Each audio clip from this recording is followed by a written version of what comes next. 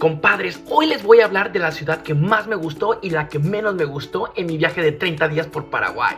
Cada ciudad de Paraguay tiene sus encantos, pero la ciudad que más me llamó la atención es Ciudad del Este. Ojo ahí, carnales, Asunción fue amor a primera vista, pero no le estoy contando en mi viaje de 30 días por el interior. Mi novia canadiense llega el 10 de septiembre a Paraguay y después de un mes de vivir en Asunción nos vamos a ir a vivir a Ciudad del Este. Ella y yo llevamos 3 años y medio juntos y nos conocimos en China. Yo viví por 6 años y medio en China y te puedo decir que Ciudad del Este es muy parecida a la ciudad en la que viví, Shenzhen. Bueno, ahora vamos a hablar de la ciudad que menos me gustó de Paraguay. Es mi punto de opinión, pero creo que Salto del Guairá podría ser de las ciudades más lindas de Paraguay. Tiene todo para ser una ciudad de veraneo, pero está muy descuidado. A ver, yo estoy hablando de infraestructura porque la gente sí es muy amable. Mi nombre es Eddie y esto es El Arte del Nómada. Déjame saber en los comentarios si estás de acuerdo y síganme los que no me siguen. ¡Au!